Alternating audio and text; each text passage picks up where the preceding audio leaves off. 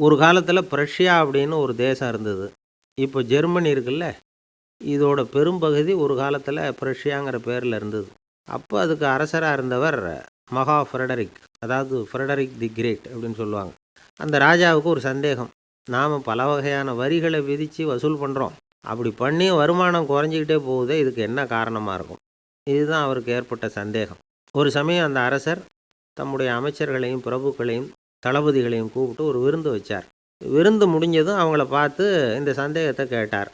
வரிகள் அதிகமாக விதித்து வருமானம் குறையறதுக்கு என்ன காரணம் அப்படின்னு கேட்டார். பல பேருக்கு இதுக்கு சரியாக பதில் சொல்ல தெரியல. அனுபவசாலியான ஒரு தளபதி எழுந்திருச்சார். அரசே, அது எப்படிங்கிறத இப்போ உங்களுக்கு காட்டுறேன்னார். உடனே ஒரு பெரிய பனிக்கட்டி ஒன்றை தன்னுடைய கையில் எடுத்தார். அதை அப்படியும் எப்படியும் திருப்பி பார்த்தார். அப்புறம் அடுத்தவர்கிட்ட கொடுத்தார். அவரும் அதை அப்படியும் இப்படியும் திருப்பி பார்த்துட்டு அடுத்தபடியாக இருந்தவர்கிட்ட கொடுத்தார். இப்படியே இதை ஒவ்வொருத்தராக பார்த்துட்டு ஒவ்வொரு கையாக மாறி கடைசியில் மன்னர் கைக்கு போய் சேர்ந்தது. மன்னர் கைக்கு அந்த பனிக்கட்டி போய் சேர்ந்தப்போ அது கொஞ்சம் கொஞ்சமாக உருகி ஒரு பட்டாணி கடலை சைஸுக்கு ஆகிட்டுது. மன்னர் யோசனை பண்ணார், வரி அதிகமாக போட்டாலும் வந்து சேர்றது குறைவாக இருக்கிறதுக்கு என்ன காரணம் அப்படிங்கிறது அவருக்கு புரிஞ்சு போச்சு. காலம்தான் மாறிட்டு இருக்கே தவிர இந்த கையூட்டு வாங்குற பழக்கம் மாறினதாக தெரியல. இன்னொரு ராஜா இருந்தார். அவர் தன்னுடைய ராஜாங்கத்தில் லஞ்ச ஊழலே சுத்தமாக இருக்கக்கூடாது அப்படின்னு நினச்சார். அவர்கிட்ட பல்வேறு துறைகளுக்கும் பொறுப்பாக இருந்த பல பேரும் ரொம்ப சுத்தமாகவும் நேர்மையாகவும் இருந்தாங்க. ஒரே ஒருத்தர் மட்டும் எல்லார்கிட்டையும் லஞ்சம் வாங்கிட்டே இருந்தார். அவரை வேறு வேறு துறைகளுக்கு மாற்றி பார்த்தாரு. அந்த ராஜா என்னென்னமோ பண்ணி பார்க்குறாரு. எந்த வேலையை கொடுத்தாலும் அதுலேயும் லஞ்சம் வாங்கிறதுக்கு ஒரு வழியை உண்டு பண்ணிக்குவார் அந்த ஆள். ராஜாவுக்கு இது ஒரு பெரிய தலைவலியாக போட்டுது. இவர் என்ன பண்ணுறது? இவருக்கு என்ன வேலையை கொடுக்கறது? கொஞ்சம் கூட லஞ்சம் வாங்கிறதுக்கு சான்ஸே இல்லாத ஒரு வேலையை கொடுக்கணும் அப்படின்னு திட்டம் போட்டார். ஒரு நாள் அவருக்கு அந்த உத்தரவும் போட்டுட்டார். அதாவது அவருக்கு என்ன வேலைன்னா, கடற்கரையில் தான் அவருக்கு ஆஃபீஸ். அங்கேயே இருந்துக்க வேண்டியது.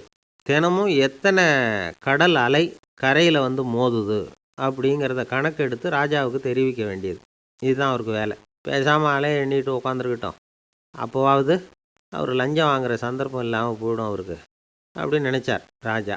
இந்த ஆள் கடற்கரைக்கு போய் டியூட்டியில் ஜாயின் பண்ணிக்கிட்டார். ஒரே மாதத்தில் அங்கே சொந்தமாக ஒரு பிரம்மாண்டமான மாளிகை கட்டி விட்டார். ராஜாவுக்கு இது பெரிய ஆச்சரியமாக போச்சு. அலையை என்ற வேலையில் அந்த ஆள் எப்படி பணம் சம்பாதிச்சார் அப்படின்னு விசாரித்து பார்த்தார் அக்கம் பக்கத்தில். அந்த ஆள் என்ன பண்ணியிருக்கிறாருன்னா, கடற்கரையில் போய் பொறுப்பை ஏற்றுக்கிட்ட உடனே அங்கே இருந்த மீனவர்கள்கிட்ட எல்லாம் இந்த கரையில் வந்து ஒரு நாளில் வந்து மோதுகிற அலைகள் எத்தனை அப்படின்னு கேட்டிருக்காரு. அது எப்படிங்க தெரியும்னு இருக்காங்க அவங்க. தினமும் அந்த எண்ணிக்கை தெரியணும். நம்ம ராஜாவுக்கு தினமும் அறிக்கை அனுப்பணும், டெய்லி ரிப்போர்ட்டு. தவறுனா நீங்கள் இந்த கடலில் போய் மீன் பிடிக்கிறதுக்கு ராஜாவோட அனுமதி கிடைக்காது அப்படின்ட்டுருக்காரு. உடனே மீனவர்களும் பயந்து போட்டாங்க. கடலுக்கு போகிறதுக்கு அனுமதி இல்லைன்னா பட்டினி கிடக்கிறது மாதிரி ஆகிடுமே. மெதுவாக அந்த ஆளுகிட்ட போனாங்க. காதோட காதாக சொன்னாங்க, ஐயா, எங்களால் வந்து கடல் அலையை வந்து எண்ண முடியாது. தினமும் எங்களால் முடிஞ்சதை உங்களுக்கு பணமாக கொடுத்துட்றோம். நீங்கள் தான் ராஜா கிட்ட சிபாரிசு பண்ணி நாங்கள் தொடர்ந்து மீன் பிடிக்கிறதுக்கு அனுமதி வாங்கி கொடுக்கணும் அப்படின்னு வேண்டிக்கிட்டாங்க. பணம் தினமும் வந்து சேர ஆரம்பிச்சுட்டுது. பதவியில் மற்ற பதவியோட இந்த பதவி எவ்வளவோ மேல் அப்படின்னு நினச்சிட்டான் அந்த ஆள். அது மட்டும் இல்லை, தயவு பண்ணி என்னை இந்த இடத்த விட்டு மாற்றி விடாதீங்க சார் அப்படின்னு வேற கேட்க ஆரம்பிச்சிட்டானா. இமயமலை அடிவாரத்தில் ஒரு மடம். அங்கே ஒரு சன்னியாசி இருந்தார். அவர்கிட்ட ஒருத்தர் வந்தார். சுவாமி, ஆசையை உதற நினைக்கிறேன், முடியல, ஒட்டிக்கிட்டே வருது அப்படின்னாராம்.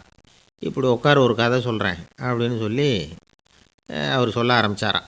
அவர் சொன்ன கதை என்னென்னா, ஒரு ஊரில் ஒரு ஆள் இருந்தான். அவன் பேர் குப்புசாமி. அவங்ககிட்ட எப்பவும் ஒரு பழைய தொப்பி இருக்கும், விடவே மாட்டான். அதனால் அவனை எல்லோரும் தொப்பி சாமி அப்படின்னு தான் கூப்பிடுறது வழக்கம். ஒரு புது தொப்பி வாங்கிக்கப்படாதாப்பா அப்படின்னு நண்பர்கள்லாம் சொல்லி பார்த்தாங்க. பணத்துக்கு எங்கே போவேன் அப்படின்னு விட்டானா. பணம் வச்சுருக்கான், செலவு பண்ண மனசு வரல, மகா கஞ்சன். பழைய பாட்டில்கள்லாம் வாங்கி விற்றுக்கிட்டு இருந்தான். அப்படி ஒரு தடவை பழைய கண்ணாடி சாமான்களை ஏலத்தில் எடுத்தப்போ அதில் ஒரு அருமையான சென்ட்டு பாட்டில் கிடச்சிது. உடனே ஒரு ஐடியா பண்ணான். அந்த சென்ட்டை வந்து சின்ன சின்ன பாட்டில்களில் அடைச்சி ஜன்னல் ஓரமாக அடுக்கி வச்சுட்டான். அதை விற்றா நிறைய பணம் கிடைக்குமே. அதனால் இதுக்கு இடையில் ஒரு நாள் அவன் வந்து அப்படியே உட்காந்துருந்தான். அந்த நேரம் நண்பன் வந்தான். ஏண்டா, உன் பழைய தொப்பியை மாற்றப்படாதா? ஊரில் எல்லோரும் கேலி பேசுகிறாங்களே ஒன்று தொப்பி சாமின்னு அப்படின்னு சொல்லி கேட்டிருக்கான். இந்த சென்ட்டு பாட்டில் விற்றதும் பணம் வரும், அதுக்கப்புறம் பார்க்கலாம் அப்படின்னு நானா இவன். சரி வா, நீச்சல் குளத்துக்கு போயிட்டு வருவோம் அப்படின்னு கூப்பிட்ருக்கான் நண்பன். 2 பேரும் போனாங்க. அதே நேரம் அந்த ஊர் நீதிபதியும் அங்கே குளிக்க வந்தாராம். அவர்கிட்ட இருந்தது விலை வசந்த ஒரு புது தொப்பி. அதை அங்கே இருந்த ஸ்டாண்டில் மாட்டிவிட்டு குளிக்க போனார். இதுக்கிடையில் குப்புசாமி குளிச்சுட்டு வந்தான். அவனுடைய பழைய தொப்பியை காணலை. அந்த புது தொப்பியை பார்த்தா இது நண்பனுடைய வேலை தான் அப்படிங்கிறதாக புரிஞ்சுக்கிட்டு அதை எடுத்து மாட்டிகிட்டு வந்துட்டான். நீதிபதி குளிச்சுட்டு வந்து பார்க்குறாரு, தொப்பியை காணும். போலீஸில் புகார் கொடுத்தார். அவங்க வந்து தேடினாங்க. ஒரு மூலையில் பழைய தொப்பி கிடச்சிது. அடடா, இது நம்ம குப்புசாமியோட தொப்பி இல்லையா அப்படின்னு நானா ஒருத்தன். உடனே அவன் வீட்டுக்கு தேடிட்டு போயிருக்காங்க. அங்கே போய் பார்த்தா புது தொப்பி அங்கே இருக்குது. உடனே அவனுக்கு 1000 ரூபா அபராதம் போட்டாங்களாம். அவன் பணத்தை கட்டிவிட்டு ரொம்ப எரிச்சலோடு வீட்டுக்கு வந்தான். பழைய தொப்பி கண்ணில் பட்டுது. மறுபடியும் உன்னால் தானே எனக்கு 1000 ரூபா நஷ்டம் அப்படின்னு சொல்லி அதை எடுத்துக்கிட்டு அப்படி போயிருக்கான். அந்த ஊர் குளத்தில் வீசி எரிஞ்சிட்டு வந்துட்டான். அது மீன் பிடிக்கிற ஒருத்தன் கையில் சிக்கிச்சு. அவன் வர்ற வழியில் அதை எடுத்து வேகமாக வீசி எறிஞ்சான். அது நேராக குப்புசாமி வீட்டு ஜன்னல் வழியாக உள்ளே வந்து இந்த சென்ட்டு பாட்டில்கள் மேலே உழுந்து எல்லாம் உடஞ்சி நொறுங்கி போச்சு. குப்புசாமி பார்த்தான். தோட்டத்தில் ஆழமாக ஒரு குழியை வெட்டினான். அந்த தொப்பியை போட்டான், மூடிவிட்டான். இதை அடுத்த வீட்டுக்காரன் பார்த்தான். ஏதோ புதையல் தான் வச்சுருக்கான் போல இருக்குன்னு நினச்சான். போலீஸில் போய் புகார் கொடுத்துட்டான். மறுபடியும் போலீஸ் குழியை தோண்டினாங்க. பழைய தொப்பி மறுபடியும் வெளியில் வந்தது. எல்லோரும் சிரிக்கிறாங்க. அன்னைக்கு ராத்திரியே அந்த தொப்பியை எடுத்துக்கிட்டு நேராக புறப்பட்டான். ஒரு கல்லில் அதை சேர்த்து கட்டி குடிநீர் தொட்டி இருக்கும்ல, அதில் போட்டுட்டு வந்துட்டான். இனிமேல் என்ன பண்ணும் பார்ப்போன்னு. ஒரு நாள் திடீர்னு குழாயெல்லாம் அடைப்பட்டு போச்சு. மாநகராட்சி அலுவலர்கள் வந்து என்னன்னு பார்த்தா அந்த பழைய தொப்பி குழாயை அடைச்சிக்கிட்டு இருக்குது. இது குப்புசாமியோட தொப்பிங்கிறது தான் எல்லாருக்கும் தெரியுமே. உடனே குடிநீரை வந்து பாழாக்கணத்துக்காக குப்புசாமிக்கு கோர்ட்டு 2500 ரூபா அபராதம் போட்டுவிட்டுது. அதையும் கட்டிவிட்டு வெளில வந்தான். கடைசியாக முடிவு பண்ணான். ஒரு நெருப்பு குச்சியை கிழிச்சான். தொப்பியை கொளுத்தினான்.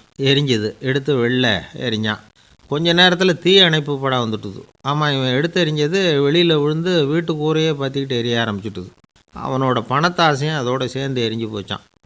இப்படி ஒரு கதை. இந்த கதையை சொல்லி முடித்தார் அந்த இமயமலை அடிவாரத்தில் இருந்த சன்னியாசி. இப்போ அந்த குப்புசாமி எங்கே இருக்கிறான்னு கேட்டார் எதிரில் இருந்தவர். இதோ உன் எதிரிலே இருக்கிறான், நான் தான் அந்த குப்புசாமி அப்படின்னாரான் அந்த சன்னியாசி.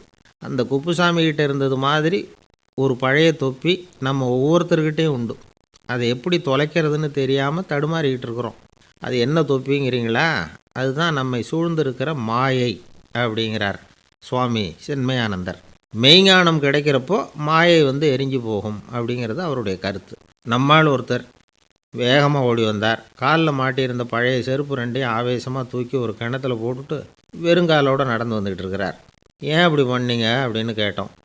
அந்த செருப்புக்கு சொந்தக்காரன் வந்து பின்னாடி வந்துக்கிட்டு இருக்கிறான், அதனால் அப்படி பண்ணேன் அப்படிங்கிறார் இவர். அள்ள அள்ள குறையாதது அட்சய பாத்திரம். அது நமக்கு தெரியும், கேள்விப்பட்டிருக்கிறோம். ஆனால் போட போட நிரம்பாத ஒரு பாத்திரம் உண்டு. அது என்ன தெரியுமா?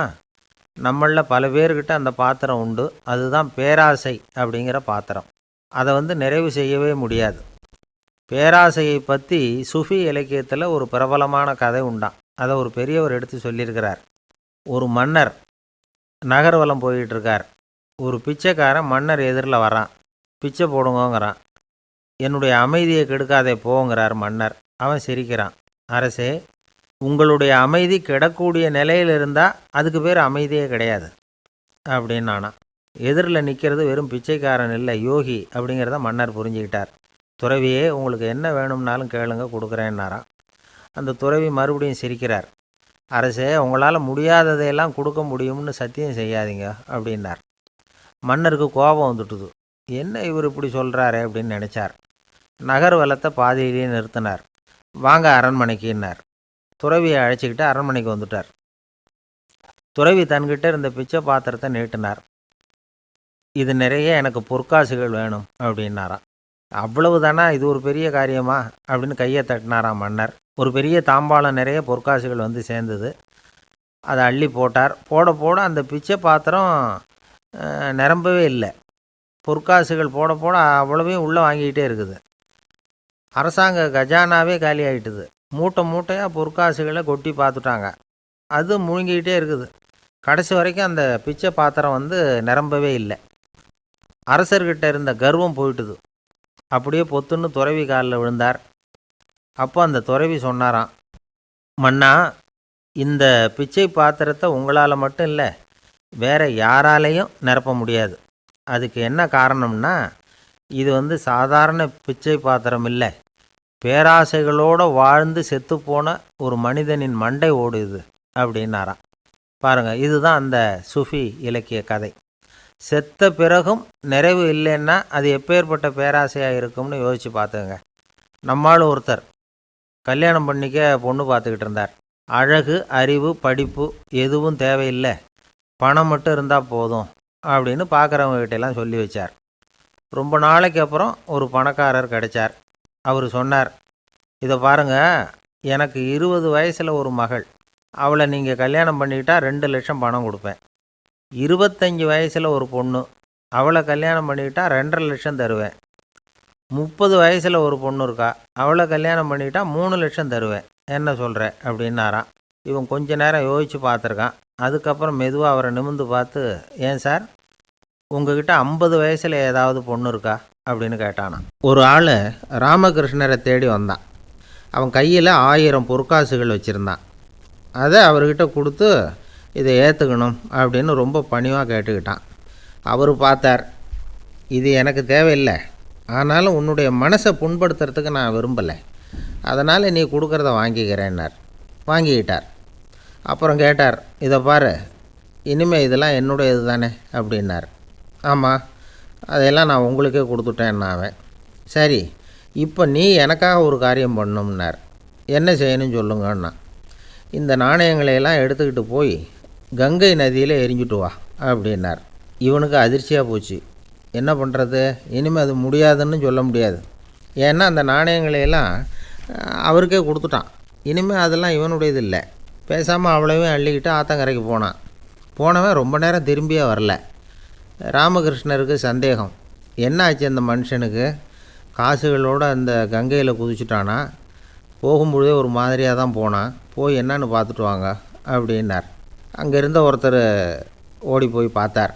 அவர் போய் பார்க்கும்பொழுது அவன் அங்கேயே இருந்தான். அதுக்கப்புறம் அவர் திரும்பி வந்தார். வந்து விவரத்தை சொன்னார். அதாவது அவன் கங்கை கரையில் உட்காந்துக்கிட்டு ஒவ்வொரு நாணயமாக 1, 2ன்னு எண்ணி எண்ணி வீசிக்கிட்டு இருக்கிறான். அவனை சுற்றி ஒரு கும்பல் நின்றுக்கிட்டு அவனை தடுத்துக்கிட்டு இருக்குது அப்படின்னு விவரத்தை சொன்னார் போயிட்டு வந்தவர். இதை கேட்டதும் ராமகிருஷ்ணரே புறப்பட்டு அங்கே போனாராம். என்ன இப்படி பண்ணிகிட்ருக்கிற, நான் உன்னை அந்த நாணயங்களை கங்கையில் வீசி எறிய சொன்னேன், நீ ஏன் அதை எண்ணிக்கிட்டு இருக்கிற அப்படின்னார். பழக்கம்தான் காரணம், நான் ஒவ்வொரு நாளும் ஒவ்வொன்றா சேமித்து வச்சேன், இன்றைக்கி என்கிட்ட நிறைய இருக்குது, உங்களுக்கு ஒரு 1000 நாணயங்களை கொடுக்கணுங்கிறது என்னோடய ஆசை அப்படின்னா. இப்போ ராமகிருஷ்ணர் சொன்னார், ஒரே நேரத்தில் எல்லாத்தையும் சம்பாதிச்சிருந்தா நீ எண்ணுறது பொருத்தமாக இருக்கும். எல்லாத்தையும் இழக்கும்போது ஒவ்வொன்றா எண்ணிக்கிட்டு இழக்கிறதுங்கிறது சரியான செயல் இல்லை. அதனால் ஒரே தடவையாக எல்லாத்தையும் தூக்கி எறிஞ்சிடும் அப்படின்னார். இது இழப்பது அப்படிங்கிற ஒரு உயர்ந்த நிலை. இதை நாம் யதார்த்த வாழ்க்கையில் சம்மந்தப்படுத்தி பார்த்து குழப்பிக்கிட்டு இருக்கக்கூடாது. இழக்கிறேன்னு சொல்லிக்கிட்டு இருக்கிற காசையெல்லாம் ஆற்றுலையும் குளத்துலையும் கொண்டு போய் எரிஞ்சிட்டு வாங்க அப்படின்னு உபதேசம் பண்ணுறதாக யாரும் நினச்சிடக்கூடாது. இதில் நாம் புரிஞ்சிக்க வேண்டியது என்னென்னா, எதையாவது ஒன்றை இன்னொருத்தருக்கு கொடுக்கணும் அப்படின்னு விருப்பப்பட்டால் அதை மனப்பூர்வமாக கொடுத்துடணும். கொடுத்துட்டு அதையே நினச்சிக்கிட்டு இருக்கக்கூடாது. நம்மால் ஒருத்தர் ஒரு 100 ரூபா நோட்டை தன்னுடைய நண்பர் ஒருத்தர்கிட்ட கொடுத்து, இது உனக்கு தான் வச்சுக்கோ அப்படின்னார். அவர் பார்த்தார், இது இனிமேல் எனக்கு தானே சொந்தம் அப்படின்னார். ஆமான்னார் அவர். அப்படின்னா எனக்காக நீ ஒரு உதவி செய்யணும்னார். சொல்லுங்கள் செய்கிறேன்னார் அவர். இந்த 100 ரூபா நோட்டை தீ வச்சு கொளுத்தி விடுன்னார். இவர் அதிர்ச்சியாகி அவரை பார்த்தார். இப்போ அவர் சொன்னார், நீ எனக்கு அன்பாக கொடுத்தது இது, இந்த நோட்டு கள்ள நோட்டுங்கிறது எனக்கு முன்னாடியே தெரியும், சீக்கிரம் கொளுத்தி விடு, அதுதான் நம்ம 2 பேருக்குமே நல்லது அப்படின்னாராம் அவர். ஒரு ஆஃபீஸில் வேலை பார்க்குற ஒருத்தர் ஏதோ தப்பு பண்ணிவிட்டார். உடனே மேல் அதிகாரி அவரை கூப்பிட்டு அனுப்புனார். நீ செஞ்சது தப்புன்னார் கோபமாக. இது ஒரு ரகம். சில அதிகாரிகள் இப்படி நீங்கள் செஞ்சது தப்புன்னு சொல்கிறதில்ல, நீங்கள் செஞ்சது சரி அப்படின்னு சொல்கிறதில்ல. எப்படி சொல்லுவாங்கன்னா, நீங்கள் செஞ்சது சரியில்லைன்னு நான் நினைக்கிறேன் அப்படின்னு சொல்லுவாங்களாம். அதாவது சில பேர் நீங்கள் செஞ்சது தப்புங்கிறாங்க, அதையே மாற்றி சொல்கிறாரு இவர், நீங்கள் செஞ்சது சரியில்லைன்னு நினைக்கிறேன். இது ரெண்டும் அர்த்தம் ஒன்று தான், இருந்தாலும் வார்த்தைகள் வித்தியாசம். நிர்வாக திறமை இல்லாத ஒரு அதிகாரி யூ ஆர் ராங் அப்படின்னு சொல்லுவாராம். நிர்வாக திறமை உள்ள அதிகாரியாக இருந்தால் அதையே கொஞ்சம் மாற்றி I think you are not correct அப்படிம்பாரான். இதுதான் வித்தியாசம். இருந்தாலும் வார்த்தைகளை உபயோகப்படுத்துகிற விதத்தை வச்சு தான் வேலை நல்லா நடக்கிறதும் நடக்காததும் இருக்குது. விவரம் தெரிஞ்சவங்க என்ன சொல்கிறாங்க தெரியுமா? Be a leader not a boss அப்படிங்கிறாங்க.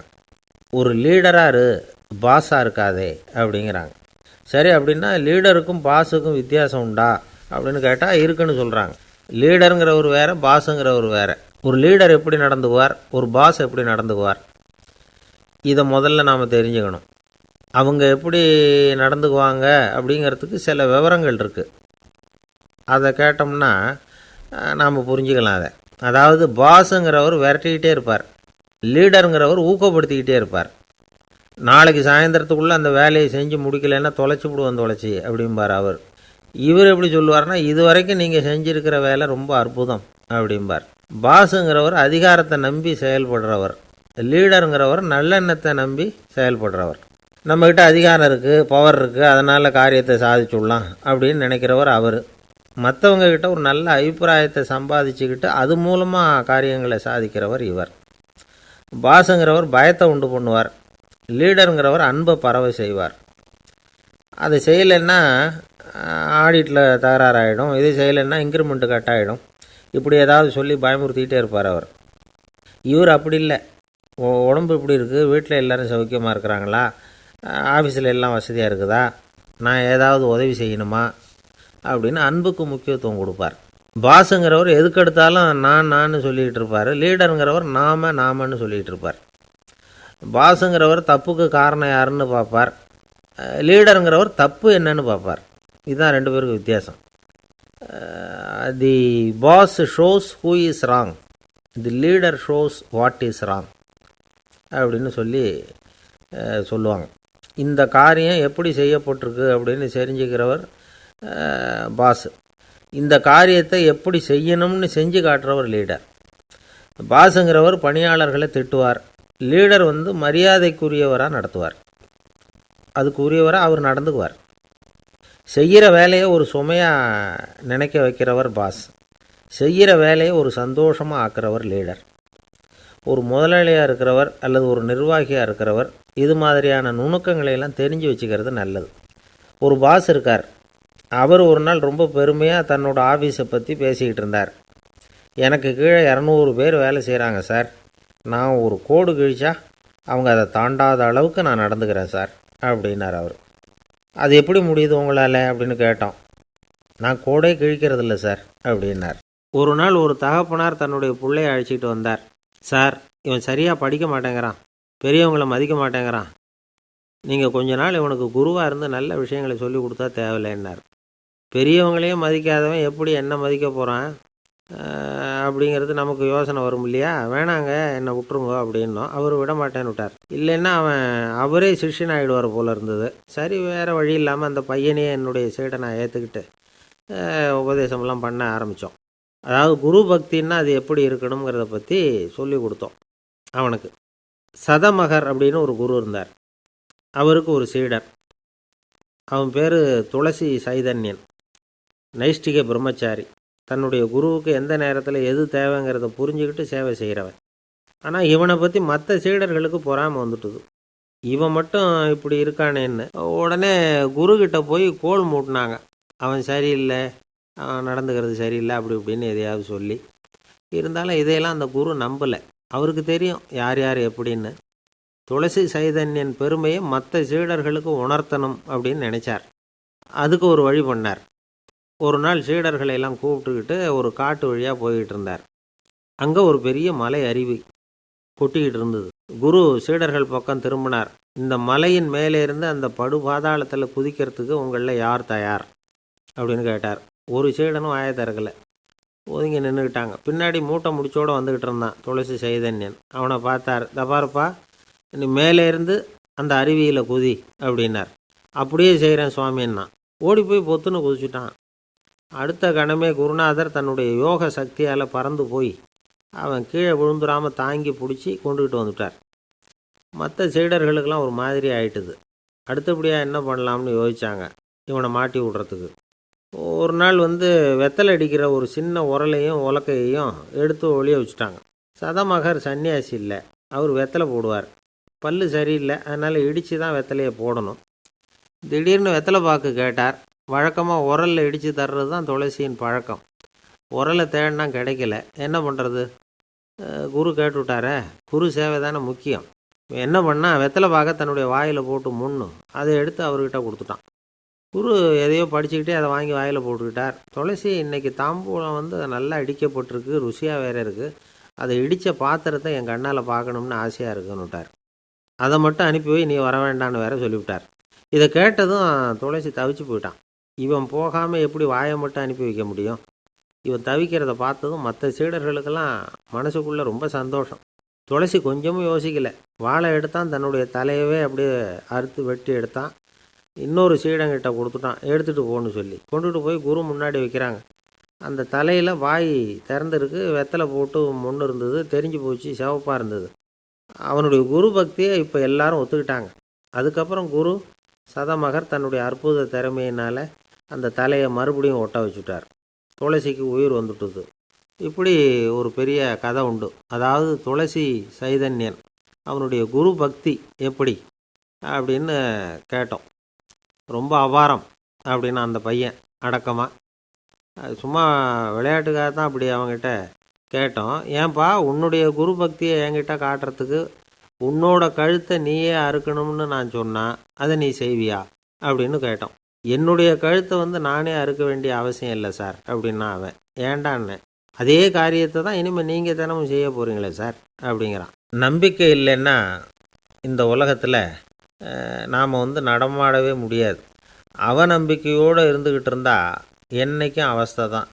நாம் நம்புறது நடக்குதோ இல்லையோ அது வேறு விஷயம். ஆனால் எதையும் நம்பி தான் நாம் அடி வைக்க வேண்டியிருக்கு. வேறு ஒன்றும் வேணாம். ஒரு லாட்ரி சீட்டு வாங்குகிறோம், அது எங்கே நமக்கு விழப்போகுது அப்படிங்கிற அவநம்பிக்கையோடவா வாங்குகிறோம்? பரிசு நமக்கு தான் அப்படிங்கிற நம்பிக்கை உள்ளூர இருக்கிறதுனால தான் அதை வாங்குகிறோம். இருந்தாலும் முடிவு வேறு மாதிரி ஆகிடுது. அதுக்காக மனசு சோர்ந்து போகிறதில்ல. அடுத்த மாதமும் சீட்டு வாங்குகிறோம். இந்த நம்பிக்கை தான் மனித வாழ்க்கைக்கு ஆதாரம். ஒரு கடையில் போய் டீ சாப்பிட்றீங்க. அந்த டீ நல்ல டீ தானா, அதில் விஷம் கலந்துருக்குமா அப்படிங்கிற சந்தேகம் வந்துட்டுதுன்னு வச்சுங்க. அதுக்கப்புறம் அதை எப்படி நீங்கள் சாப்பிட முடியும்? நம்பி தான் சாப்பிட்ணும். ரயில் ஒழுங்காக போய் சேருங்கிற நம்பிக்கை இருக்கிறதுனால தான் அதில் ஏறி உட்காடுறோம். லெட்டர் ஒழுங்காக போய் சேருங்கிற நம்பிக்கை இருக்கிறதுனால தான் பெட்டியில் போடுறோம். சரி, நம்ம கதையெல்லாம் நம்மளோட இருக்கட்டும். மனித நம்பிக்கை வந்து எந்த அளவுக்கு உறுதியாகவும் அறிவுபூர்வமாகவும் இருக்கணுங்கிறதுக்கு அலெக்சாண்டர் வாழ்க்கையில் நடந்த ஒரு சம்பவத்தை உதாரணமாக சொல்லலாம். இந்த உலகத்தையே ஜெயிக்கணும்னு புறப்பட்டார் அலெக்சாண்டர். ஒரு கட்டத்தில் அவர் சிட்னஸ் நதி கரைக்கு வந்து சேர்ந்தார். அந்த சமயத்தில் அவருக்கு கடுமையான நோய் வந்துட்டுது. அவர் கூடவே வந்திருந்த கிரேக்க வைத்தியர்கள் என்னென்னமோ முயற்சியெல்லாம் பண்ணி பார்த்தாங்க. இருந்தாலும் அலெக்சாண்டருக்கு வந்திருக்கிறது என்ன நோய்ங்கிறத அவங்களால கண்டுபிடிக்க முடியல. ஏன்னா அந்த பகுதியில் உள்ளவங்களுக்கு மட்டுமே அதிகமாக வரக்கூடிய ஒரு வினோதமான நோயாக இருந்தது அது. ஆனால் அவர் இருக்கிற இடம் எதிரியோட இடம், பாரசீக மன்னனோட ஆளுகைக்கு உட்பட்ட இடம். என்ன பண்ணுறது அப்படின்னு எல்லாரும் யோசனை பண்ணாங்க. பாரசீக மன்னனோட அரண்மனையில் இருக்கிற வைத்தியர் வந்தால் இந்த நோயை குணப்படுத்தி விடுவார் அப்படின்னு சொன்னாங்க. இருந்தாலும் எதிரியோட நாட்டில் இருக்கிற வைத்தியரை கூப்பிட்டு எப்படி நம்பி வைத்தியம் பார்க்க சொல்கிறது அப்படின்னு சொல்லி எல்லோரும் தயங்கினாங்க. ஆனால் அலெக்சாண்டர் தயங்கலை. பரவாயில்ல, அழைச்சிட்டு வாங்கன்னு விட்டார். உடனே அவரை போய் அழைச்சிட்டு வந்துட்டாங்க. அவர் வந்தார். அலெக்சாண்டர் உடம்பை பரிசோதனை பண்ணி பார்த்தார். சரி, இதை வந்து குணப்படுத்தி விடலாம், பயப்பட வேண்டியதில்லை. ஆனால் இதுக்கு ஒரு மூலிகை ரசம் தயார் பண்ணி கொடுக்கணும். நான் போய் அதை தயார் பண்ணிவிட்டு 2 நாளில் திரும்பி வந்துடுறேன் அப்படின்னு சொல்லிவிட்டு போனார் அந்த வைத்தியர். அதே மாதிரி 2 நாளில் திரும்பி வந்தார் மூலிகை ரசத்தோட. இதுக்கு இடையில் அலெக்சாண்டரோட தளபதிகளில் ஒருத்தர் ரகசியமாக ஒரு எச்சரிக்கை கடிதம் கொடுத்து அனுப்பியிருக்கிறான். அதை வாங்கி என்ன விஷயம்னு பார்த்தார். இப்போ உங்ககிட்ட வந்திருக்கிற எதிரி நாட்டு வைத்தியரை நம்பாதீங்கோ, அவன் கொண்டுகிட்டு வந்திருக்கிற மூலிகை ரசத்தில் விஷம் கலந்துருக்குது அப்படின்னு அதில் எழுதியிருக்கு. அதை பார்த்தார் அலெக்சாண்டர். இருந்தாலும் கொஞ்சம் கூட அலட்டிக்கலை. வைத்தியர் கொடுத்த மருந்தை வாங்கி கடகடன்னு குடிச்சிட்டார். குடிச்சுட்டு அதுக்கப்புறம் அந்த கடிதத்தில் இருந்த விஷயத்தை அந்த வைத்தியர்கிட்ட சொன்னார். வைத்தியர் தகைச்சு போயிட்டார். தன் மேலே அலெக்சாண்டர் வச்சுருக்கிற நம்பிக்கையை பார்த்து அவருக்கு ரொம்ப வியப்பு. வைத்தியர் வந்து உண்மையிலேயே நல்ல மருந்து தான் கொண்டுகிட்டு வந்து கொடுத்துருக்கிறார், அதில் விஷம்லாம் எதுவும் கலக்கலை. அதுக்கப்புறம் அலெக்சாண்டர் அந்த வைத்தியரை பார்த்து சொன்னாராம், நம்பிக்கைங்கிற அச்சாணியை ஆதாரமாக வச்சுக்கிட்டு தான் இந்த உலகம் சுற்றிக்கிட்டு இருக்குது. எனக்கு எதிரியாக இருந்தாலும் பாரசீக மன்னர் ரொம்ப பெரியவர். அப்பேற்பட்ட மன்னருடைய அரண்மனை வைத்தியர் தொழில் நேர்மை இல்லாதவராக இருக்க முடியாது, இருக்க மாட்டார். அப்படி இருந்தால் அவரை அரண்மனை வைத்தியராக வச்சிருக்கவே மாட்டாங்க அப்படின்னு நம்பினேன்.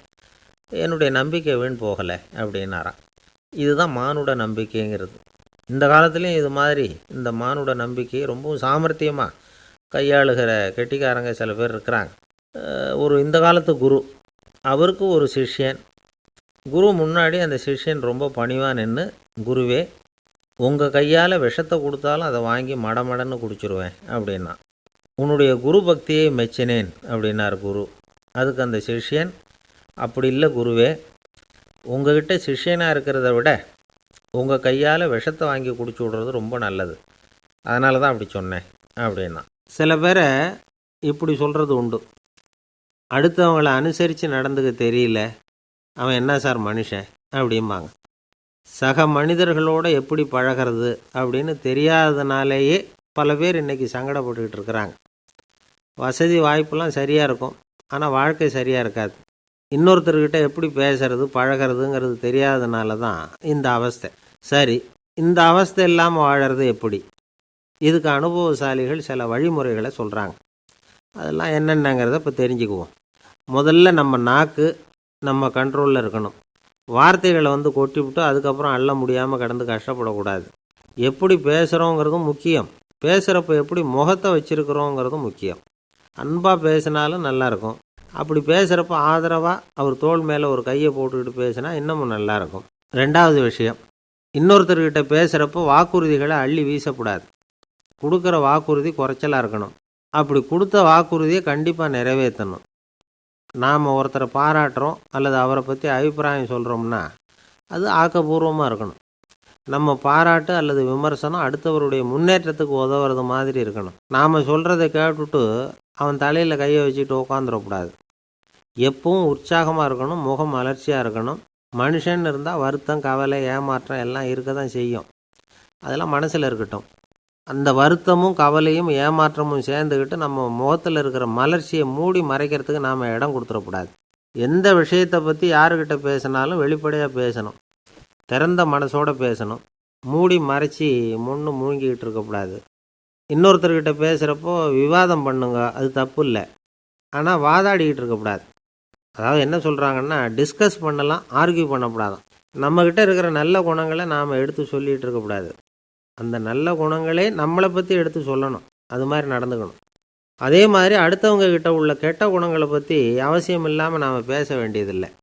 உங்களை பற்றி யாராவது தப்பாக பேசுகிறாங்களா, அப்படி அவங்க பேசுகிறதுல உண்மை இல்லையா அப்படின்னா அதை நீங்கள் பொருட்படுத்த வேண்டியதில்லை, விட்டுடலாம். அது தானாக போயிடும்.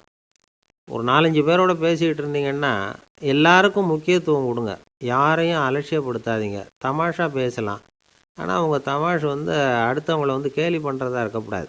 நமக்கு கிடைக்க வேண்டியது கிடைக்கலையே அப்படிங்கிற தவிப்பு நம்மக்கிட்ட இருக்கக்கூடாது, அது தேவையில்லை. உங்கள் செயல்பாடுகள் தெளிவாக இருக்கட்டும், பாராட்டு தானாக அவங்கள தேடிட்டு வரும். இன்னொரு மனுஷனுடைய மனசில் கௌரவமான ஒரு இடத்த பிடிக்கணும்னா நாம் இந்த குணத்தையெல்லாம் நம்மக்கிட்ட வளர்த்துக்கணும். இதெல்லாம் அனுபவசாலிகள் சொல்லியிருக்கிற குறிப்புகள். இந்த குறிப்புகளை சரியாக புரிஞ்சுக்கணும், அது முக்கியம். தப்பாக புரிஞ்சுக்கிட்டா என்ன ஆகும் தெரியுமா? இதை கேளுங்க. ஒருத்தர் வந்தார், சார், அடுத்தவங்க தோள் மேலே கையை போட்டுக்கிட்டு அன்பாக பேசணும்னு சொன்னீங்க, அப்படி தான் பேசினேன். அவர் முதுகை கூட தட்டி கொடுத்தேன், என் வேலை போயிட்டுது சார், வீட்டுக்கு அனுப்பிச்சிட்டாங்க அப்படின்னார். யாருக்கிட்ட அப்படி பேசுனீங்கன்னு கேட்டோம். என் முதலாளிகிட்ட சார் அப்படிங்கிறார் ரொம்ப சோகமாக. ஒரு வயசான அம்மா தெரு வழியாக போயிட்டு இருந்தாங்க. அவங்க கையில் எண்ணத்தையோ வச்சுக்கிட்டு அதை அடிக்கடி பார்த்துக்கிட்டே இருந்தாங்க. ஒருத்தன் மெதுவாக அவங்கக்கிட்ட போய் கையில் இருக்கிறது என்ன அப்படின்னு எட்டி பார்த்தா அவங்க கையில் 4 பல் இருந்துதான். இவன் ஆச்சரியமாக அந்த அம்மாவை பார்த்தான். ஏம்மா, உனக்கு என்ன பைத்தியமா, ஏது இந்த பல், இதை என்னத்துக்காக கையில் வச்சுக்கிட்டு அலைஞ்சிக்கிட்டு இருக்கிற அப்படின்னு கேட்டிருக்கான். அதுக்கு அந்த அம்மா விவரம் சொல்ல ஆரம்பித்தாங்களாம். இதை பாருப்பா, எனக்கு ஒரு மகன் இருந்தான், அவனை ரொம்ப செல்லமாக வளர்த்தேன். அவனை தரையிலேயே நடக்க விடுறதில்ல, எப்பவும் தூக்கி வச்சுக்கிட்டு இருப்பேன். அவன் நல்லா பெரியவனாகி பள்ளிக்கூடம் போகிறப்ப கூட அவன் புஸ்தக மூட்டையை நான் தான் சுமந்துக்கிட்டு போவேன். பார்க்குறவங்க கூட கேலி பண்ணுவாங்க, ஏம்மா படிக்க போகிறது நீயா உன் பிள்ளையான்னு கேட்பாங்க. அவன் இன்றைக்கி எவ்வளவோ பெரிய மனுஷன் ஆகிட்டான், வெளிநாட்டில் பெரிய உத்தியோகத்தில் இருக்கான். சமீபத்தில் இங்கே வந்துட்டு போனான். ஒரு நாள் ஏதோ கோபத்தில் என்ன அரைஞ்சுட்டான். அப்போ இந்த 4 பல்லும் கீழே விழுந்துட்டுது. இன்னமும் கூட விழுந்திருக்கும், ஆனால் பல்லு தான் இல்லை. என் புள்ள அரைஞ்சதுனால விழுந்த பல்லு இல்லையா அது. அதனால் இதை எப்பவும் என் கையிலேயே வச்சுக்கிட்டு ஆசையோடு பார்த்துக்கிட்டு இருக்கிறேன். அவன் தான் வெளிநாட்டுக்கு போட்டான். அவனை பார்க்க முடியாத ஏக்கத்தை நான் இந்த பல்லை பார்த்து போக்கிக்கிறேன் அப்படின்னு நாங்களாம் அந்த அம்மா. இந்த கதை எதுக்காகன்னா, தாய் அன்பு அப்படிங்கிறது எப்படிப்பட்டதுங்கிறத புரிஞ்சுக்கிறதுக்காக. கல்யாணம் ஆனதுக்கப்புறம் தாயை மறந்து விட்றவங்க எத்தனை பேர் இந்த உலகத்தில்? அவங்க காதில் வேணுங்கிறதுக்காக தான் இந்த தகவல். ஆனால் ஒரு விஷயம் மட்டும் நல்லா புரிஞ்சுக்கணும். தாயை மதிக்க தெரிஞ்சவங்க தான் இன்றைக்கி வாழ்க்கையில் எல்லா விதத்துலேயும் முன்னுக்கு வந்திருக்கிறாங்க. வேணும்னா விசாரித்து பார்த்துக்குங்க. இன்னொரு அம்மா இருந்தாங்க. அவங்க தினமும் ஒரு கோயிலுக்கு வருவாங்க. சாமியை பார்த்து, கடவுளே நான் இறந்து போனால் நரகத்துக்கு போகணும் அப்படின்னு வேண்டிக்குவாங்களாம். எல்லோரும் சொர்க்கத்துக்கு போகணும்னு தானே கடவுள்கிட்ட வேண்டிக்குவாங்க. இந்த அம்மா தினம் நான் நரகத்துக்கு போகணும் அப்படின்னு வேண்டிக்கிறாங்க. அங்கே இருந்த அர்ச்சகருக்கு இது சந்தேகம். ஒரு நாள் அதை நேரடியாகவே அவங்கக்கிட்ட கேட்டுவிட்டார். அதுக்கு அந்த அம்மா பதில் சொன்னாங்களாம், ஐயா, எனக்கு கல்யாணம் ஆகி ரொம்ப நாள் வரைக்கும் குழந்தை பாக்கியம் இல்லாமல் இருந்தது. கோயில் குளம் எல்லாம் சுற்றி வந்தேன். ரொம்ப நாள் கழித்து ஒரு குழந்தை பிறந்தது, ஆண் குழந்தை. அவனை நான் ரொம்ப செல்லம் கொடுத்து வளர்த்தேன். அதோட விளைவு என்ன ஆச்சுன்னா, அவன் ரொம்ப மோசமாக ஆயிட்டான். கெட்ட பழக்க வழக்கம்லாம் கற்றுக்கிட்டான். அவன் இறந்து போனால் நிச்சயம் அவனுக்கு நரகம்தான் கிடைக்கும்.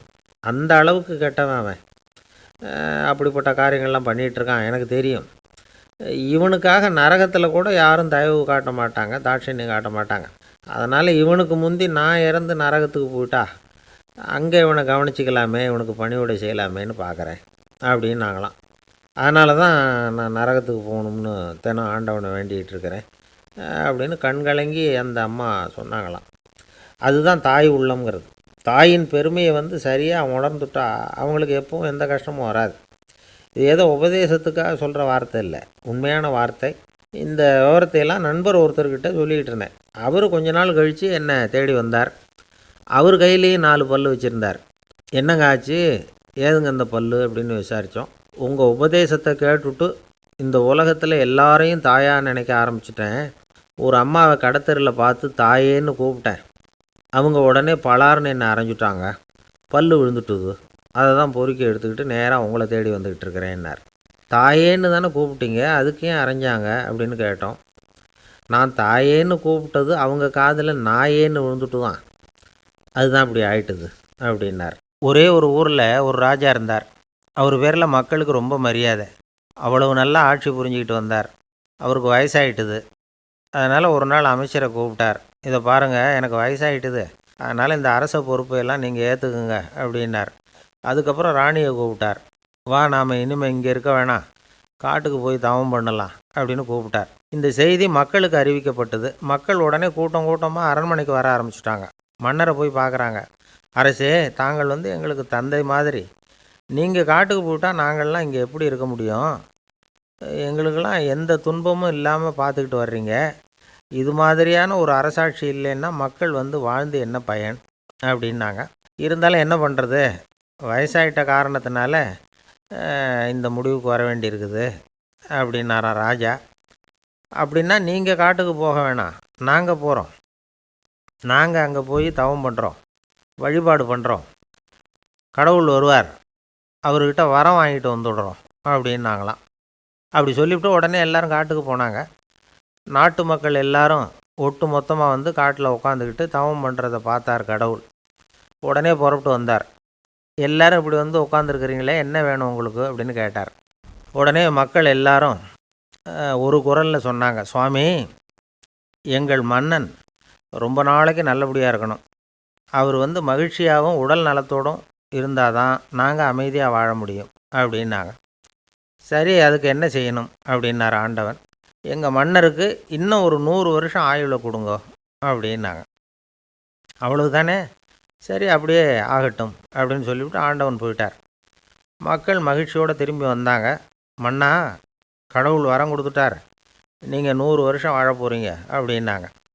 இதை கேட்டதும் ராணி ராஜாவை வணங்கி, நான் தவம் செய்ய போகிறேன் அப்படின்னு புறப்பட்டாங்க. உடனே மக்கள் என்ன நினச்சாங்க தெரியுமா? ஐயோ, நாம் ராஜாவுக்கு மட்டும்தானே நீண்ட ஆயுள் வேணும்னு வரம் வாங்கினோம், ராணிக்கு வாங்கலையே, அதுதான் கோபத்தில் புறப்பட்டாங்க போல இருக்கு அப்படின்னு நினச்சி வருத்தப்பட்டாங்க. ஆனால் ராணி நினச்சது அது இல்லை. ராணி போய் தவம் பண்ணாங்க, கடவுள் காட்சி கொடுத்தார். இவங்க கேட்குறாங்க, சுவாமி ராஜாவுக்கு மட்டும் 100 வருஷம் ஆயுள்னு வரம் கொடுத்துட்டீங்க, அப்படின்னா குடிமக்களும் 100 வருஷம் இருக்கணும். இப்படிப்பட்ட குடிமக்கள் இல்லைன்னா அப்படிப்பட்ட அரசன் இருந்து என்ன பிரயோஜனம் அப்படின்னாங்களாம். ஆண்டவன் பார்த்தார், சரி அவங்களும் 100 வருஷம் வாழ்வாங்க, அது மட்டும் இல்லை நீயும் 100 ஆண்டு காலம் வாழ வரமளிக்கிறேன் அப்படின்னு சொல்லிவிட்டு மறைஞ்சிட்டார். இதில் ஆண்டவன் வர்றதும் மறையிறதும் முக்கியம் இல்லை. இதில் கவனிக்க வேண்டியது ஆள்கிறவனின் விசால மனம், குடிமக்களின் விசால மனம், ஆள்கிறவன் மனைவியினுடைய விசால மனம். இப்படி ஒரு நாடு இருந்துட்டுதுன்னா எப்படி இருக்கும் வாழ்க்கை நினச்சி பாருங்கள். அதனால தான் பெரியவங்கள்லாம் சொல்கிறாங்க, இதய வாசல் திறந்தே இருக்கணும், இதயத்தின் கதவுகளை மூடாதீங்க அப்படின்னு சொல்லுவாங்க. என்கிட்ட ஒருத்தர் சொன்னார், என்னுடைய இதய வாசல் எப்பவும் திறந்தே தான் இருக்குதுன்னார். எதனால் அப்படி சொல்கிறீங்க அப்படின்னு கேட்டோம். டாக்டரே சொல்லிவிட்டார், என்னுடைய இதயத்தில் ஒரு ஓட்டை இருக்குது அப்படின்னு, வால்வு சரியில்லையா அப்படிங்கிறார். ஒரு கடைக்கு போனேன், 5 ரூபா பணத்தை எடுத்து கொடுத்தேன், ஒரு தினசரி பத்திரிகையை கேட்டேன். அவர் உடனே அங்கே அடுக்கி வச்சுருந்த பத்திரிகையில் ஒன்று எடுத்து என் கையில் கொடுத்தார், வாங்கிக்கிட்டேன். மீதி பணத்தை எடுத்தார், அதையும் என் கையில் கொடுக்கணும்ல, கொடுக்கல, எதிரில் இருந்த பலகையில் வச்சு எடுத்துக்க சொன்னார். எப்பவும் அவர் அப்படி தான் பண்ணுவார், நானும் எடுத்துக்கிட்டு வந்துடுவேன். இவர் ஏன் இப்படி பண்ணுறாருங்கிறது எனக்கு ரொம்ப நாளாக ஒரு சந்தேகம். ஒரு நாள் அவர்கிட்டயே இதை கேட்டுவிட்டேன், ஏங்க நீங்கள் உங்கள் கடைக்கு வந்து பொருள்கள் வாங்குறவங்களுக்கு நீங்கள் பாக்கி சில்லறையை கொடுக்குறப்போ பலகையில் வச்சு விட்றீங்க, கையில் கொடுக்க மாட்டேங்கிறீங்களே ஏன் அப்படின்னு கேட்டேன். காசை கையில் கொடுத்தா நம்மக்கிட்ட இருக்கிற லட்சுமி போயிடுவா சார் அப்படின்னார். அதாவது பணம் செலவாயிடும் அப்படின்னு அர்த்தமா. இன்னொரு நண்பர், அவர் ஒரு நாள் வழக்கத்துக்கு மாறாக ரொம்ப சோகமாக உட்காந்துருக்கிறார். ஏங்க என்னாச்சு, ஏன் இப்படி கப்பலே கவிழ்ந்தது மாதிரி உட்காந்துருக்குறீங்க அப்படின்னு கேட்டேன். கப்பலே கவிழ்ந்திருந்தா கூட நான் இப்படி கவலைப்பட மாட்டேன் சார், வேற ஒன்று நடந்து போச்சுன்னார். என்னன்னு கேட்டேன். என் உச்சந்தலையில் பல்லி ஒன்று விழுந்துட்டுதுன்னார். அதுக்காகவா இப்படி அப்படின்னு ஆச்சரியப்பட்டேன். ஆமாங்க, பல்லி உச்சந்தலையில் விழுந்தால் பலன் என்னன்னு பஞ்சாங்கத்தில் பார்த்தேன், மரணம்னு போட்டிருக்கு அப்படின்னு சொல்லிவிட்டு அவர் தொடர்ந்து கவலைப்பட ஆரம்பிச்சிட்டார்.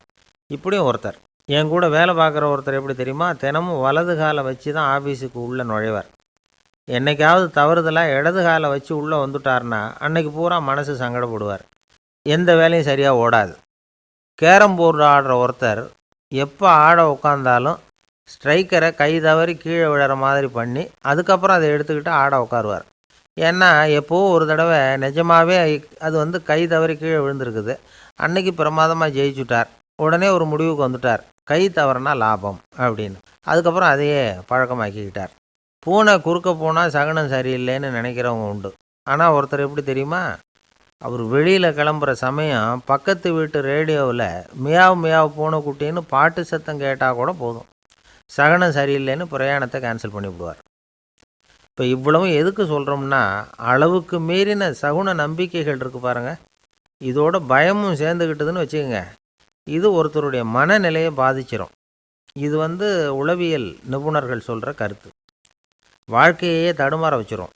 பாதுகாப்பு இல்லாத உணர்வு, ஒரு விதமான டிப்ரெஷன் மனநிலை, இதெல்லாம் தான் இதுக்கு காரணமாக அமையலாம்.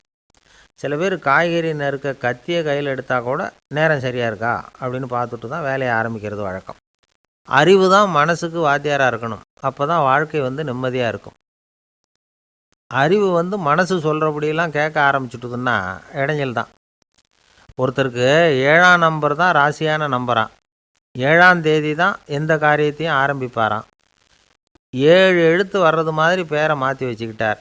7 மணிக்கு தான் தினமும் எழுந்திருப்பார். 7ஆம் நம்பர் வீட்டில் தான் குடியிருக்கார். கல்யாணம் கூட 7ஆம் தேதி தான் பண்ணிக்கிட்டார். அவர் ஒரு நாள் குதிரை பந்தயத்துக்கு போனாராம். குதிரையோட பேரையெல்லாம் பார்த்தார். ஒரு குதிரையோட பேர் 7 எழுத்தில் அமைஞ்சிருந்தது. 7 தானே இவருக்கு அதிர்ஷ்ட நம்பர். அதனால் உடனே அது பேரில் பணத்தை கட்டினார். பந்தயம் நடந்தது. என்ன சார் ஆச்சுன்னு கேட்டாங்க.